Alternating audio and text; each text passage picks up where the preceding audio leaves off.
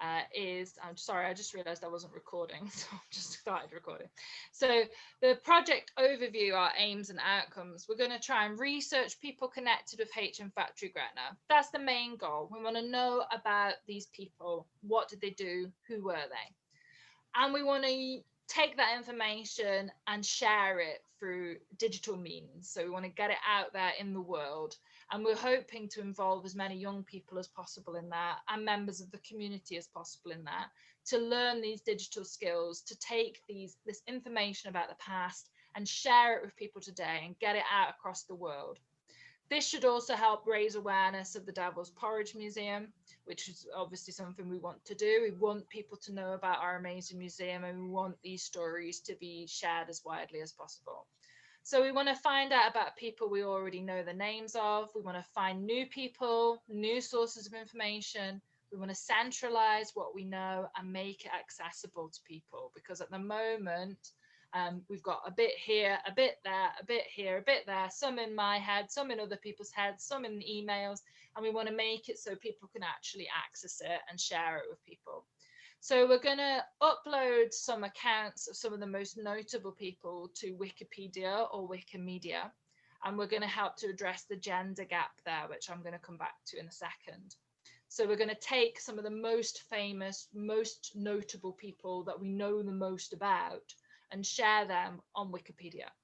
We're also going to create a database for visitors, researchers, and staff to use. So if all we know about someone is their name was Joe Smith and they worked in the factory, they won't have enough information to be on Wikipedia. You have to have quite a bit of information there, and it has to have citations and references. But we could have Joe Smith on our database. So if you're called Smith and you think you know someone who might be called Joe Smith, you can at least search for that and at least know that we know there was someone called Joe Smith in the factory. And then we might be able to find out more about that person. We're also going to work with schools and the community to develop digital skills.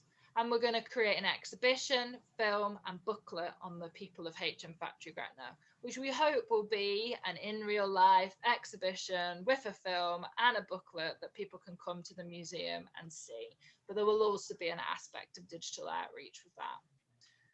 So the Wikimedia gender gap or gender bias, which I referenced, I've actually copied from Wikipedia itself. Wikipedia, although it has its reputation as being maybe an inaccurate source of information, it's actually quite widely used now by academics and other museums.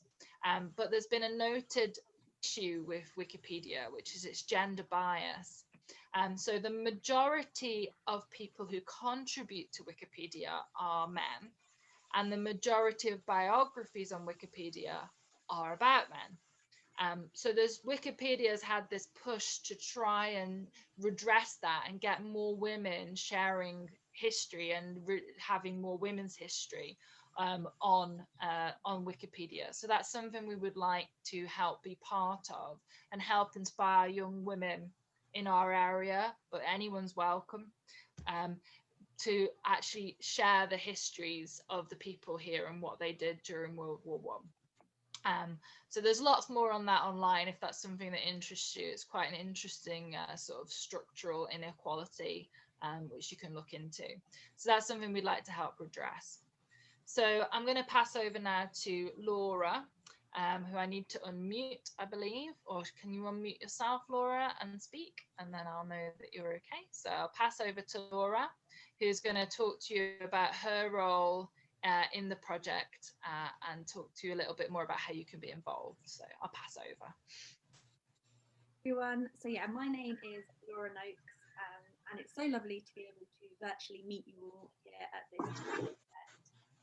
So I'm the research assistant at the Devil's Porridge, and I've just finished writing up my PhD, which looks at early women lawyers, suffrage activists.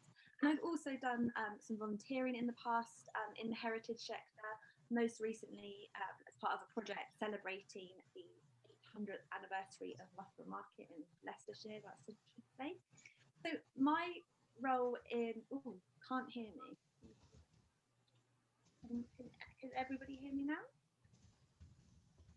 You're quite quiet, Laura, but I can hear you. I'll Maybe you just need to come a little closer, yeah. I'll try and speak up, sorry everybody.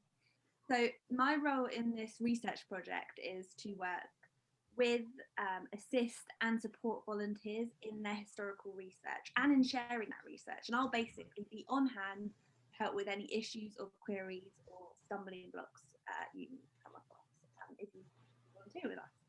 And part of this project, as Judith said, involves creating and adding to a centralized database of, is it still very quiet?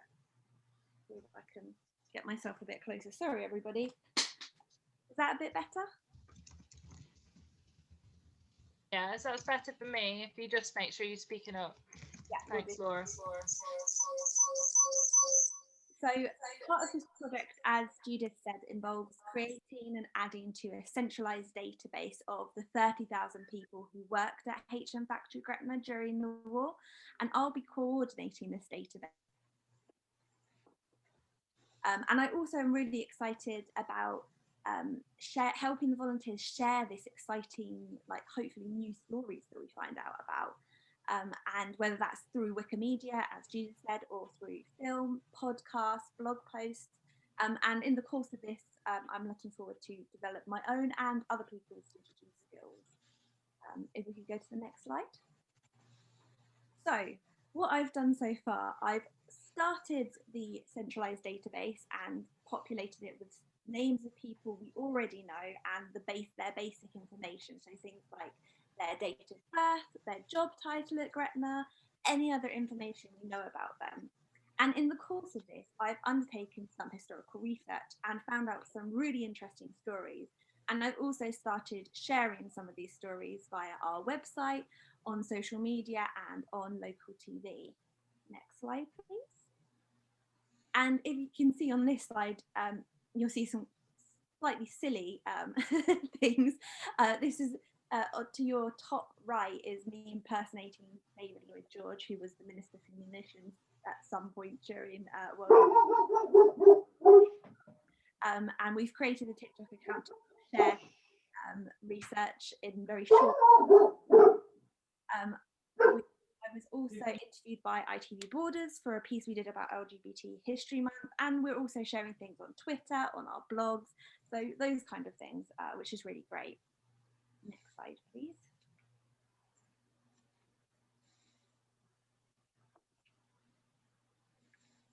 So here is what some of the stories I found out so far, and I just wanted to kind of highlight a selection just to kind of pique your interest and show you kind of the possibilities that are out there when looking into our collections and combining that with some online historical research. Next slide, please.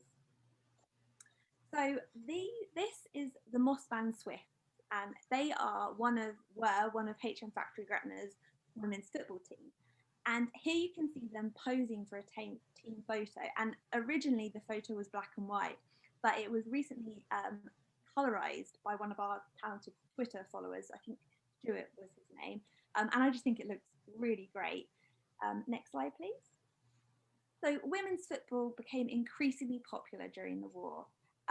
But this was balanced with this kind of cultural expectation of women and whether football was suitable for them, whether they as women could play it, whether it would damage their health. So it's a really interesting avenue of research for this project. And the Mossband Swifts actually weren't officially sanctioned by the management of Gretna. They didn't affiliate to the Social and Athletic Association organised by management. So in a way, they were kind of breaking some boundaries there. And they actually played against other women's football teams from other factories in the local area. And they often raised money for charities. So here, this is a newspaper article about a football match between girl war workers of Carlisle and Mossband. And Mossband are the Mossband Swifts from Gretna. And they are raising money in aid of the Carlisle Friendless Girls Association. And as you can see in this article, it also mentions the names of some of the footballers. And it says here that the team was captained by Miss Riddle. Sorry, I've given away, but Miss Riddle there. Next slide, please. So I could make a horrible pun about riddles and historical mysteries, but I'm going to restrict myself. So a Miss Riddle had also played for another women's football team, Weldon's Internationals at Anfield, which is obviously famous now for Liverpool. And she was actually pictured. So in this bottom picture in the white is Miss Riddle, who played for Weldon Internationals at Anfield. And in the top picture there is a inset of the earlier photo I showed you of the whole team. And I'm sort of on the fence. They look very similar, but I was wondering whether it's the same woman or not. And there was an Annie March Riddle born in 1899 who maybe fits this woman, the criteria, who may have worked at Gretna. And it's all a bit of a historical mystery. But could this be the same Miss Riddle who captained the Swifts? Could this woman have also played for a different women's football team? And these are the kind of stories that we want to uncover. We want to learn more about these kind of names in newspapers. And it's still ongoing. I'm hoping to find out a bit more about Miss Riddle and maybe get a definite yes or no on whether she is Annie March Riddle. Next slide, please. So this is a name that Judith mentioned, J.C. Burnham, who was a very important figure in the factory. He was the superintendent. And he also had a distinguished career before Gretna. He was an assistant chemist in the War Office. And as Judith mentioned, he also worked in India. And he was, in 1920, appointed a CBE. And despite this, he doesn't have a Wikipedia page, which again just shows how vital this project is, in that this man had a really distinguished career and did a lot of amazing things and notable things. But doesn't have a Wikipedia page. So hopefully maybe he's one of those individuals who connected with Gretna who may, by the end of this project, have a Wikipedia page. Next slide, please.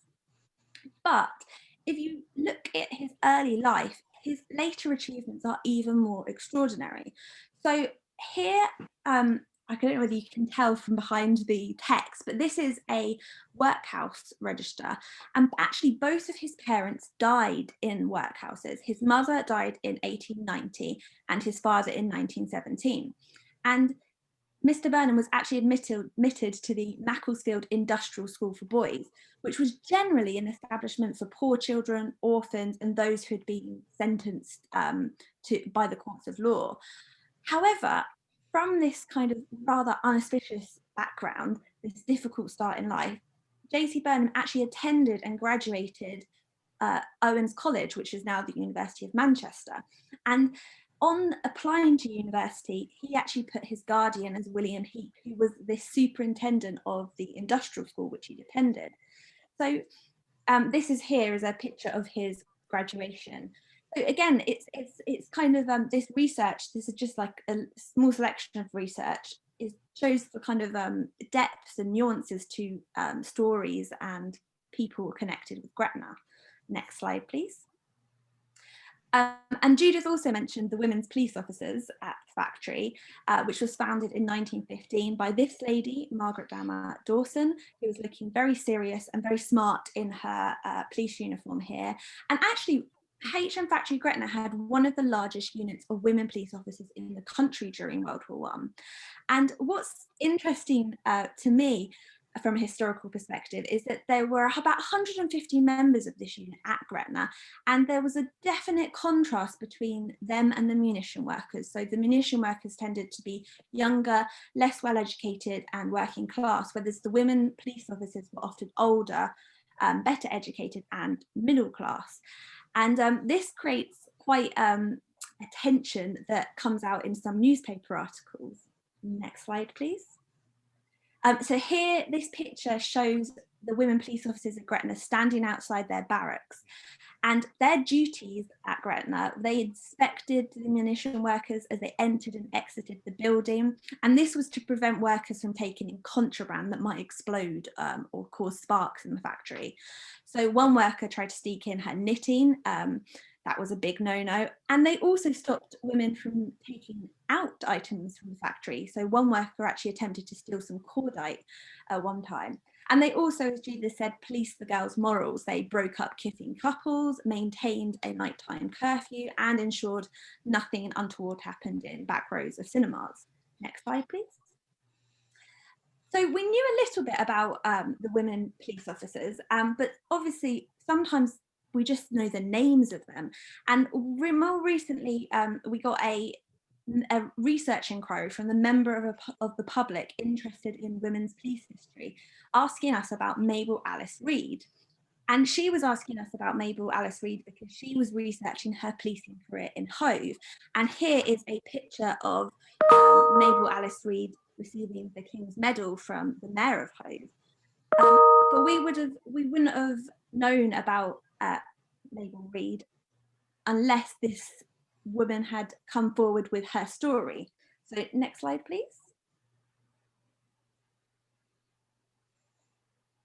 And she shared with us this fascinating article from a publication called the Police Women's Review, which was published in the 1920s, where it clearly states that she had previously been trained in women's police service and had practical experience in government munition factories at Gretna. And here it also suggests that women in police in the 20s, which was when Mabel was working, were still kind of involving themselves in women's and children's issues and sort of trying to suppress alleged brothels, those kind of crime and criminal activities.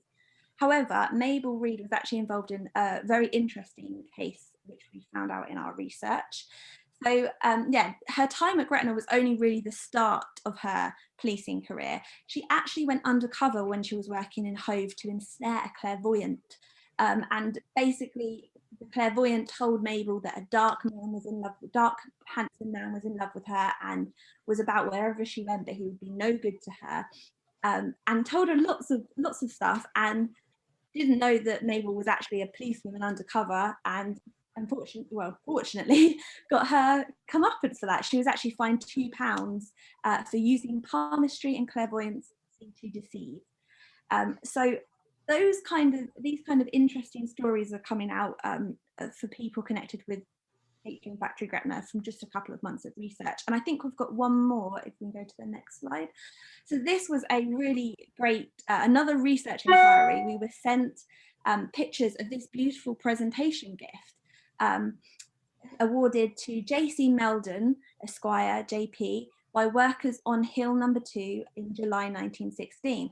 But the owner of this watch didn't know why J.C. Meldon had received this gift or what he did at HM Factory Gretna. Next slide, please. So in the research I did into James Charles Meldon, I found out that he was actually the son of an MP. He was Irish, he was born in Dublin in 1873, and he actually became an electrical engineer and operated a really successful business at a time when it was quite rare to be an electrical engineer. This was kind of in the beginning of the profession. And he was involved in things like switching the town of Dundalk's to electric light, and he was the consulting engineer at a picture house cinema in Greystones. Next slide, please. But what was his connection to HM Factory Gretna? Well, that's still a bit of a mystery. It was quite common for presentations like gifts to be made to fellow workers or bosses when they were leaving the factory. However, the hill mentioned on that engraving in the gift gives us a kind of a clue. It's shorthand for the nitroglycerine hill, which was where nitroglycerine was made, was fed into the cordon making machine. So this suggests that maybe J.C. Meldon was involved in some way in this particular area of the factory. And it also suggests that maybe because it was given to him in July 1916, that wasn't long after the factory started production. So maybe he was involved in the construction side.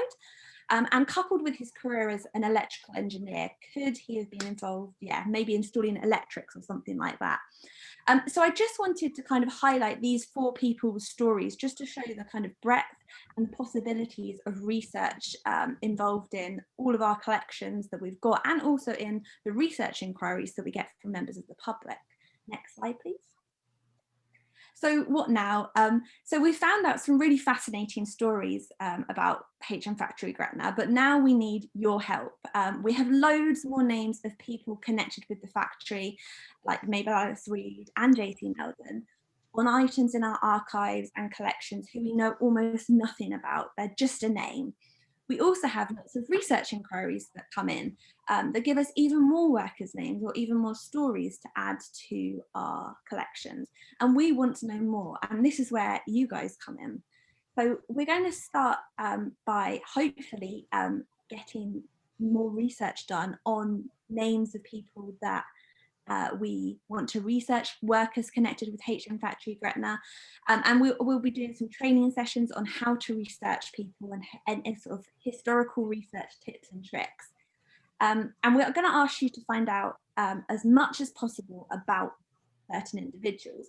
We have organisational accounts for websites like Ancestry, British Newspaper Archives and Scotland's People that volunteers will be able to have access to. And then volunteers will write up a document of everything they've found out about an individual on it.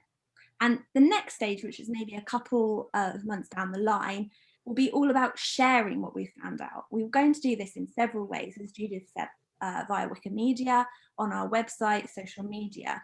And we really want to focus on uploading biographies of some of our HM Factory Gretna war workers to Wikipedia and making getting those notability requirements. And this stage will require some further training on how to write and edit wiki articles, which we hope to do as well. So now I think I'm going to hand back over to Judith. Okay, thank you very much. So hopefully you've heard all of that and you've thought, wow, this history of HM Factory Gretna is so interesting. It definitely is. Hopefully you've then heard the things that we've been finding out, and this is just in the last sort of month or so when we've really got going with this research project. And these are just a couple of examples of things that we've been finding out. And hopefully you think, yeah, I would like to do something different. I would like to learn something new. I would like to develop a new skill, and that you might like to be involved either in doing some historical research with us. Don't worry, we would hold your hands through any aspects of that if it's not something you're particularly familiar with, particularly if you're not familiar with online research, which it would be at the moment, or that you would like to get involved in uploading and sharing and making this information available either through digital means right now or in future when we get to doing films, exhibitions and booklets. We're looking for involvement in every area of it. And you don't have to be involved in every aspect of it. If you just want to be involved in one part or do a bit and see how you go, then you'd be very welcome to. And also, hopefully someday you'll be able to come and visit the museum and visit the archive material that we have and the objects that we have that aren't currently digitized. So we've got lots of objects with people's names on that we'd like to explore. There's lots of archives that we'd like to visit, our own archive we'd like to make more use of, but also archives in the local area, the national archives, archives in other museums, etc., etc., etc. We'd also like to see this project as having a social aspect. You know, if you volunteer with the museum, you're joining a community organisation. And even if you're not close to us physically, we'd hope that you would feel involved in our organisation, and we would try to have a social aspect to that as well, and visit to other relevant museums and networking with other organisations who share relevant connections and information, so we can garner as much information as possible and find out as much as we can about all the wonderful people that contributed to the war effort at HM Factory Gretna. So our current approach is that we have been getting organised, we've been getting systematic, we've been getting people involved, and we've also been getting a little bit excited about what we've been finding out and the endless possibilities of what we've been doing. We've been doing research and we've been sharing it. We've also launched this Worker of the Week every Wednesday. We're sharing one worker, and we've been doing media, papers, TV and social media for Women's History Month.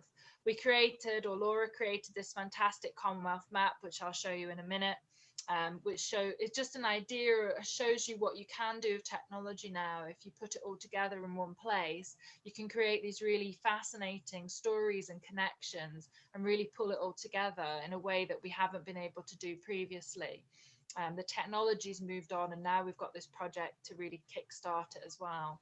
We're having a conference in May on women in war. So that'll be another way to share what we're doing. And we've been networking with other organizations focused on munitions, hunting for new sources.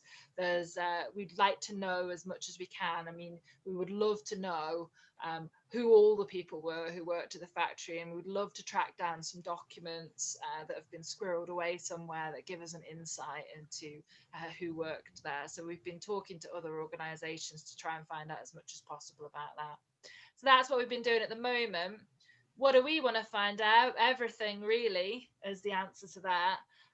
But really, there's a few themes we're sort of interested in: the connections between women's work and wider movements such as suffrage and organised labour. We'd like to know more about types of workers that we currently know very little about, such as the navvies, the matrons, and the support staff. So I believe someone got in touch with us today whose ancestor was a typist in the factory. So there's people like that we don't know that much about, which we're always interested in knowing more about. And I think Ali Humphreys is in the audience as well, and her ancestors were involved in being maids in the hostels as well. So there wasn't just the people doing the frontline work, there were people who were actually involved in the behind the scenes thing that made it all happen. So we'd like to know more about that. We'd like to find more accounts of workers from Britain, but also from around the world, and demonstrate what a global effort this was. And we'd like to know more about lives before, during, and after the factory, including the effect of working in the factory on ill health and the health of the workers.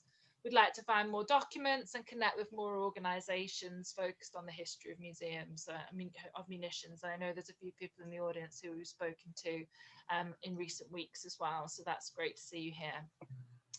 So really now it's the time for questions. I put this in the chat a few minutes ago. So if you have any questions or anything you would like to find out, please don't feel like no question is a stupid question. Don't feel like you have to be an expert or anything like that. Anything you just think, have you ever thought of looking into this? Do you know anything about these people? If you yourself have done your own research, have you explored avenues? Have they led to dead ends? Are there other things you'd like to return to again and explore? And do you have any ideas, suggestions, or even just things you would like to see happen? What would you like to see us do? What direction would you like to take it in? And if you've got any suggestions of places where you could look for information to find out about HM Factory Gretna, or people that we could speak with, any suggestions would be gratefully received. And don't feel like if you speak or make a suggestion that you're going to then be, oh, well, you could join us and find out about it. You don't have to get involved. You're here just to listen.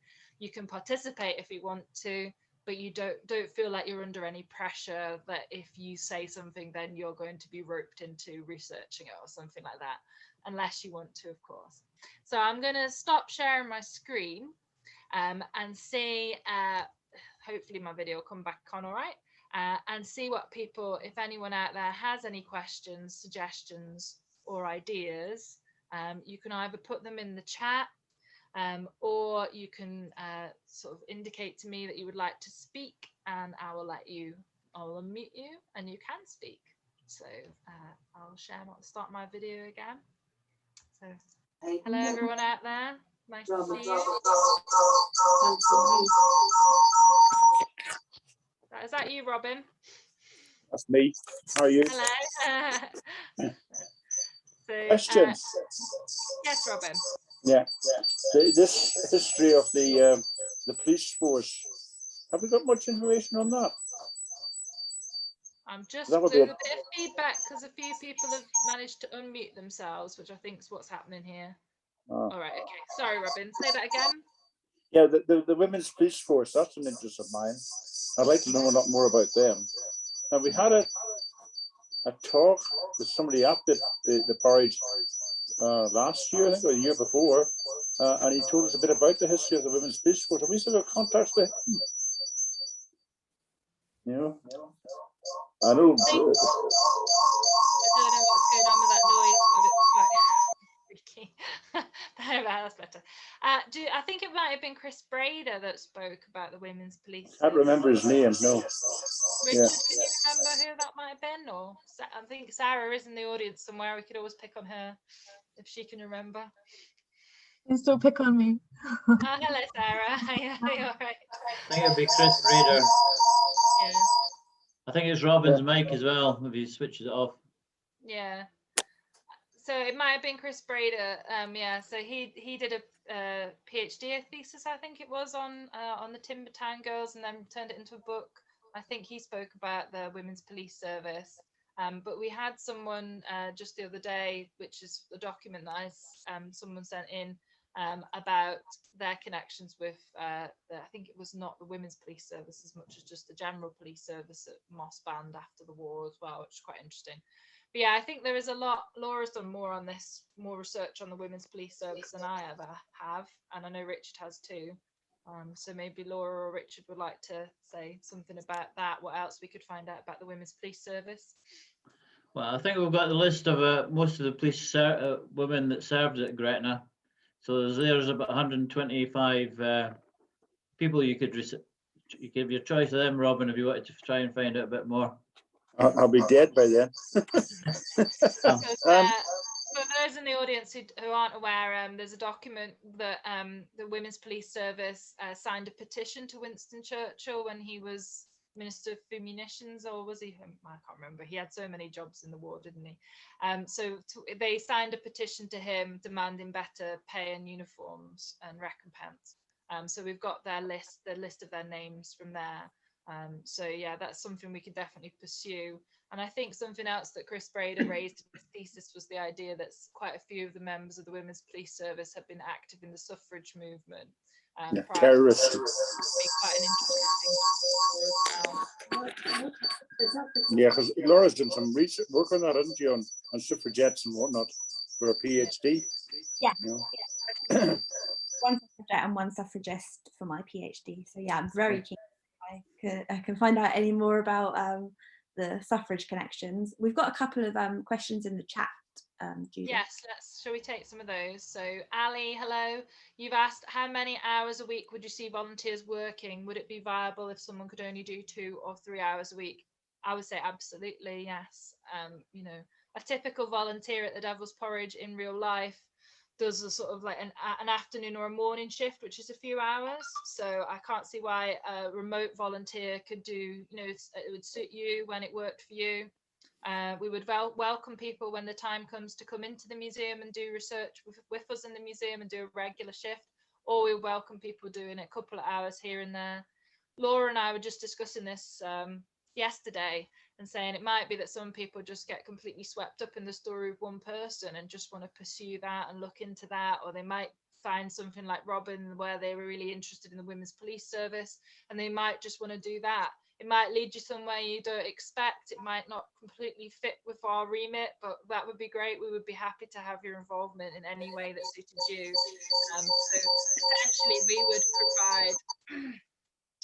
we would provide support in terms of a little bit of training on how to research. We would provide names and suggestions of people that you could look into.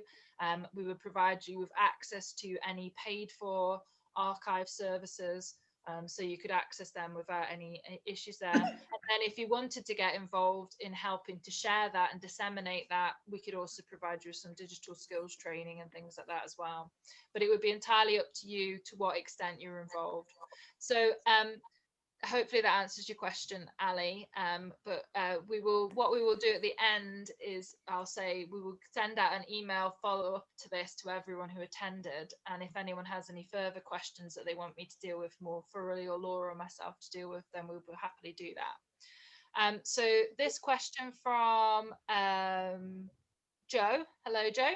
So you helped with some research and education for schools in Oxfordshire. You researched National Filling Factory number 9 in Banbury, and I was really interested in how the chemical affected the workers during and after their time in the factory. I'm now based over in Durham. Oh, hello.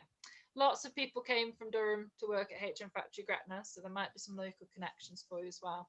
But yeah, Richard, did you want to say anything about that, about the impact of working with the chemicals, or did anyone want to say anything about that, so it's not just my voice all the time? Yeah, I think it's mostly anecdotal that quite a lot of the workers had long-term ill health. Obviously, the ones that were exposed to the nitrates, became canary girls.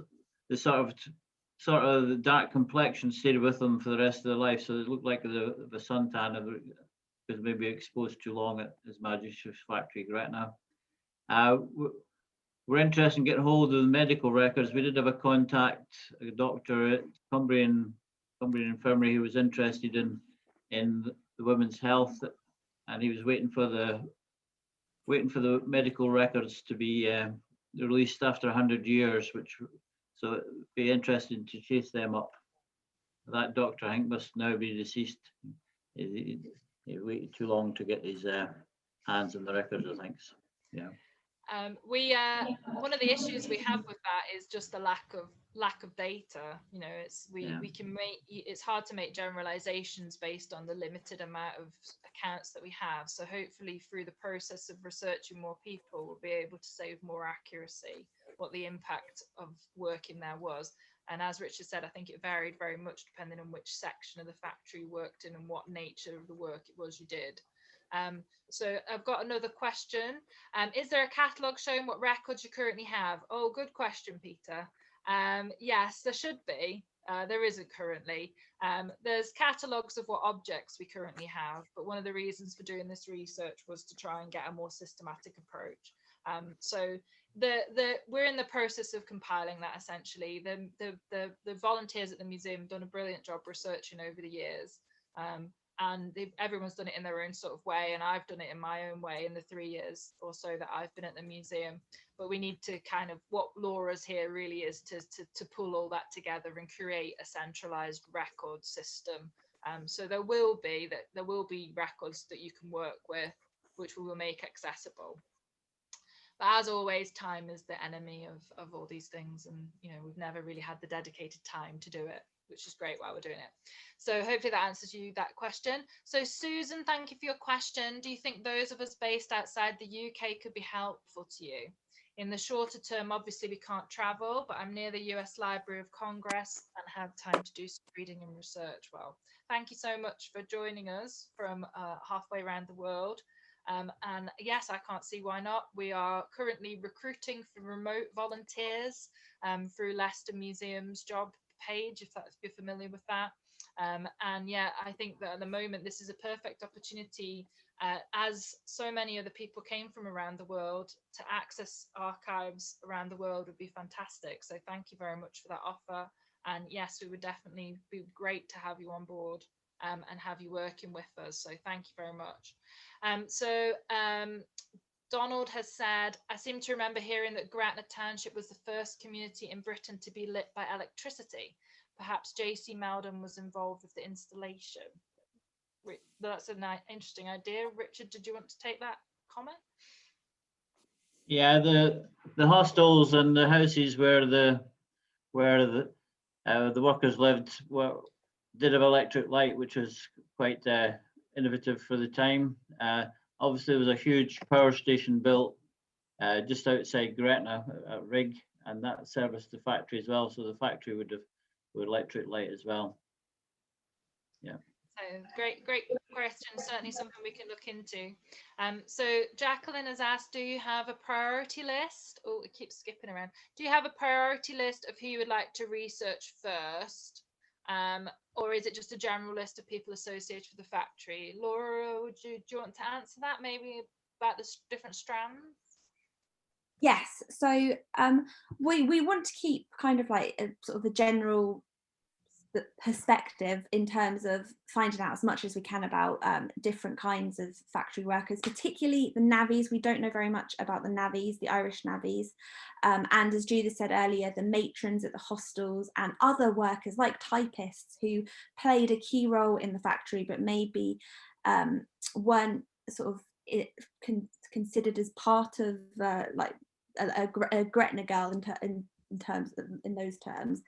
So we are keeping it very kind of general, but maybe focusing in and also we're very open to following volunteers' research interest. So if you're really interested in, we're getting some great questions about kind of the organised sports or social activities from Kate. Like that's a fascinating area of the factory, and like how the women's football team and how recreational activities were developed as part of the factory. So if you've got a real kind of urge to research a particular area, we'll be there to support and encourage you with that that research interest. Yeah, absolutely. That's a good answer. And I think like there's two ways of looking at it. You can either start with, this is a name we know, and let's see what we can find out about them through other documents. And then there's also taking it from the other point of view, where are the common documents where people appear, and can we find new people from those documents, so we can sort of turn it around. So for example, Kenneth Bingham Quinnen, who's one of the main people behind the factory, he appears regularly in the documents relating to the Institute of Technical Engineers. If you look in the Institute of Technical Engineers documents, you then see lots of other people connected with HM Factory Gretna, so you can kind of track back. If you look for one person, you then find other people because through their networks of how people know each other. So there's a good question from Kathy about school records. The school design was interesting. Are there any records about teachers? Yes, there are. We've got the school register from when they opened and the teachers that work there. And some of my colleagues at the museum have done brilliant research on all the different teachers connected with the schools from 1916, 17 onwards. We are currently working on a project with Gretna School to research the history of Gretna as well. So we're going to be working with all the 250 odd students there to research it too. So the research would feed into their understanding of their own school and their own community and why it exists because of World War I. So that'll see a direct impact. So have census and parish records been searched? Thank you, Jacqueline. Yes, they have in the past, and as more become available, when the 2019-21 census becomes available, we'll be looking at those. But I think the main thing is that a lot more of them are now available online than when systematic research was done a few years ago. So hopefully we'll find more from that. And we're working on that. So Angela, thank you for your question. I brought a photo of my gran to the museum and you took a photocopy. You only took her name, but would you like more info on her? Yes, please, Angela. And also I'm interested in the different uniforms and the two photos I have of her. Yes, thank you very much, Angela, for sharing your family history with us. It's amazing what people have shared with us over the years, and the bank of information that we have developed is fantastic. So yes, please, you should have my email, manager@devilsporridge.org.uk, from your receiving this Zoom link. So please do send anything that you have, and the same goes for anyone else out there. That's brilliant. So, oh, hello, Sarah Patterson. Hello, nice to see you here. So Sarah's just mentioning the women's work collection at the Imperial War Museum in London. We spoke last week, Laura and myself, with Sarah. It's an absolutely fantastic collection with the Women's Police Service, munitions, the VADs, that's the female nurses, and the WPS welfare officers. Absolutely. It is certainly a fantastic resource, and we were really, really lucky to speak with Sarah last week about what the Imperial War Museum's got. And I owe you an email, Sarah, so I'm getting round to it. I will be in touch soon. Thank you so much for your time and for coming along tonight. So let's have a look at the next question, which is, my grandmother worked at the factory but was older, 27 in 1916. Wow, she came from service at Castlemilk. It's quite a common theme that people came from domestic service into the factory. I wish these messages would stop jumping around. It makes it hard for me to read them. Sorry, Adele. So I think my grandfather worked there too. I have her autograph book with the contributions of people from across the Commonwealth. She lived until she was 82. Oh, that's wonderful. Thank you so much for sharing that information with us, Adele. We would be delighted if you would be able to share that information with us in any way. We've actually got a few autograph books in the collection. And I know Eleanor, one of our trustees, has got one herself as well. And we're going through to see if we can discern as many names as possible. A lot of the time they sign their name and what hostel they were in, and see if we can find out any more about those people. So thank you for sharing that account. And if you are able in any way to share that with me or with us, through me, then that would be brilliant. If that's a photocopy, or if you're able to visit us when we reopen, that would be amazing. Or if it's a photographs that you can email us, that'd be great. So thank you so much for sharing this. I will be keeping all of these messages, and I do have your emails. So if you're unable to follow up for whatever reason, I'll try and catch up with you myself. So Kate, yeah, Laura mentioned this already. Yes, Richard, do you want to answer this, just so it's not just me droning on? Do you know if there's more any other organized sports or social activities in the factory? Kate's asking. Yeah, there was lots of physical activities. There was athletics competitions in the factory for both men and women. There was lots of male football as well. They did a couple of football leagues in Carlisle, in Gretna and Annan. They had tug of war. There's pictures of tug of war. The women taking part in tug of war. There was a social and recreation department, and there was all sorts of, I think you covered earlier, there's lots of activities going on. There was a two football internationals between England and Scotland part in Eastriggs. There was a draw 1-1 the first time. England won, Scotland won, but on the replay, Scotland won 6-1. So we're looking forward to the European Championship. Yeah, it's a whole other sort of subject of like the social recreational is like, it's, you know, it was huge what they were doing here for the social and recreation. And I hardly even mentioned the control of alcohol supplies, the state management of alcohol, which took place near here during World War I and lasted until 1973. So that's a whole other aspect to the story that we share and that we are researching. So let me see. Oh, there, Donald asked that question. Do we have a list of pubs in the area which were part of the state management scheme? Well, I think that yes, there are lists. There is a website that lists all of the ones in Carlisle anyway. And I believe that essentially if there was a pub here that existed between 1916 and 1973 in this region, it was in the state management scheme. So basically every pub and hotel, anywhere that sold alcohol, was commandeered as part of the control of alcohol that took place in this region. But if you'd like to know more about that, Donald, please do feel free to email me, and I'll send you some information and some links to that. If Eastriggs was only for workers, church and census records, yeah, that's a good suggestion. Thank you, Peter. Should provide a list of workers. Thank you very much. I feel like I missed one. Oh no, here we go, Ali. Thank you. So do we know how workers were recruited? That was actually something we were just talking about the other day, that made them, they were recruited through, the majority of them were through labour exchanges. But we were saying that if we could find the information of how their jobs were advertised and where they were advertised, then that would give us a starting point, particularly when we just know someone's name. If we knew someone's name and they might have been from this rough area or that rough area, that would really help us to narrow it down. So yeah, the recruitment process is something interesting, and Laura's mentioned that in the chat, so thank you, Laura. That's, yeah, labour exchanges really is the way we would like to go, but also, yeah, newspaper advertising and recruitment, how they did it. So Sarah, you've got a question. This chat is so irritating, and Laura's answered it. So have you considered family units that moved to the factory of engineers, scientists? I remember have a name of an engineer and his wife were on the valuation roll. Yeah. And that their children were on the school registers. Yeah, that's a good point.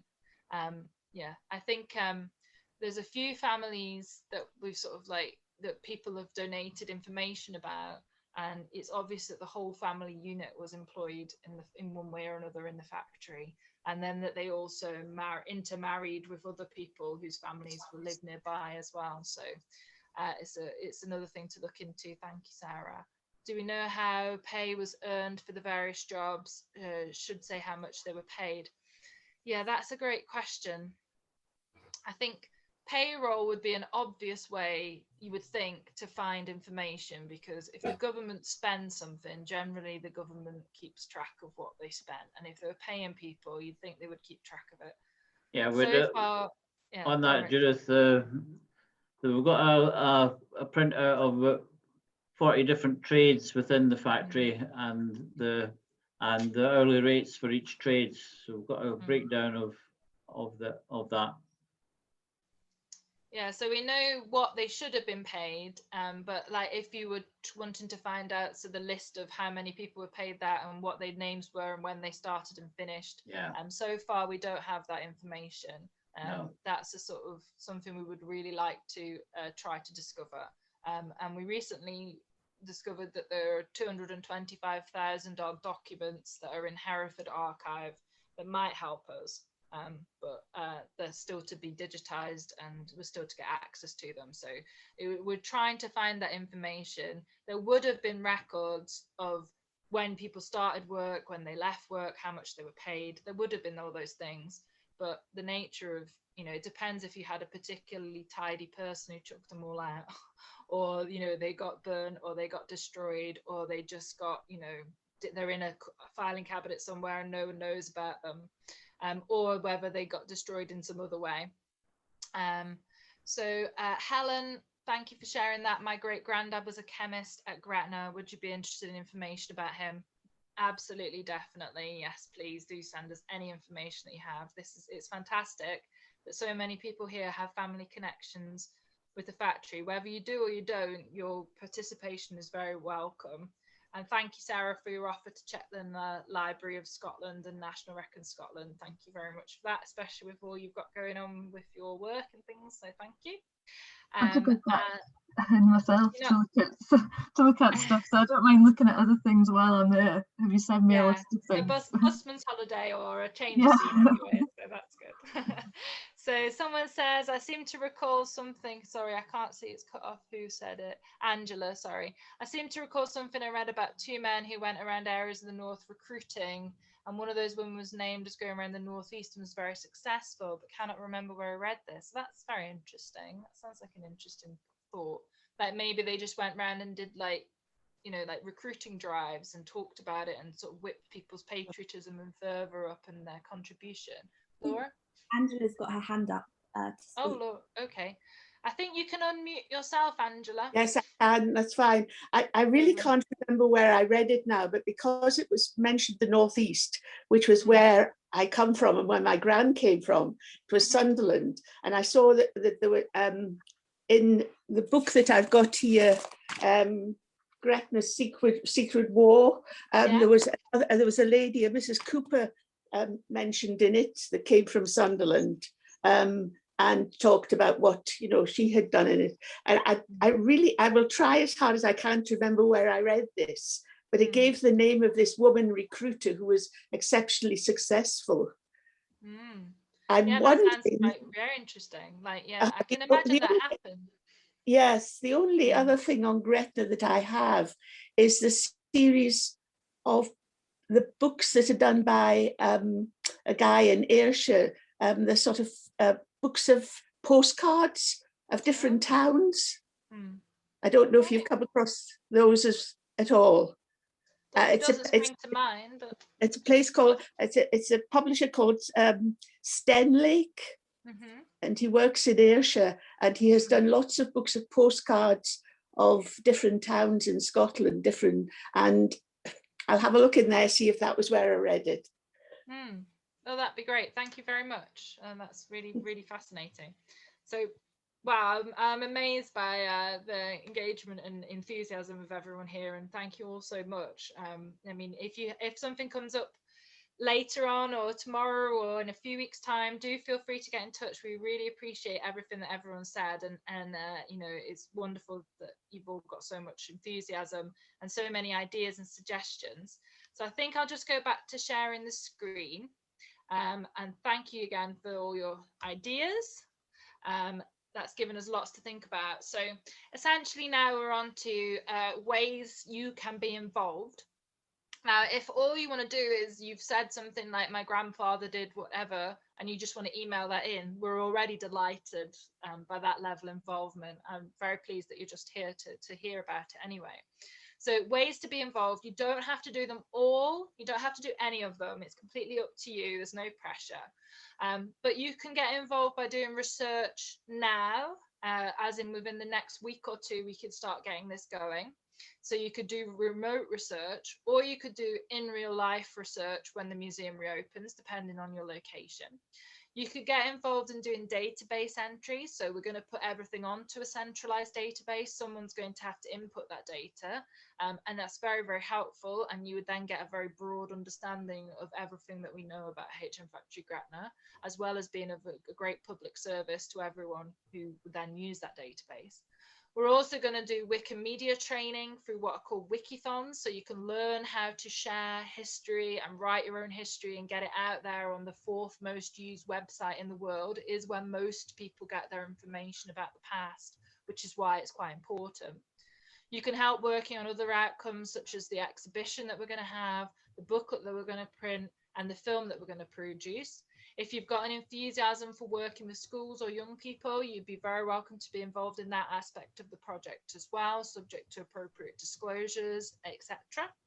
And obviously COVID restrictions.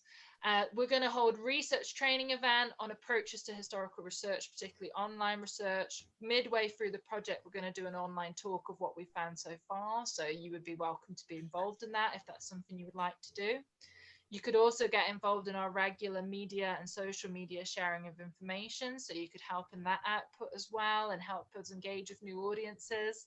And hopefully we're going to have a social aspect of the project as well. You might get to meet other people with similar interests. You might get to meet other people with connections with your family history that perhaps you're unaware of, etc., etc. Or if you're an aspiring museum professional or someone with an interest in historical researchers, it might be a good opportunity for you to meet people with those skills and like-minded approaches, and a good opportunity for you to network and build your CV.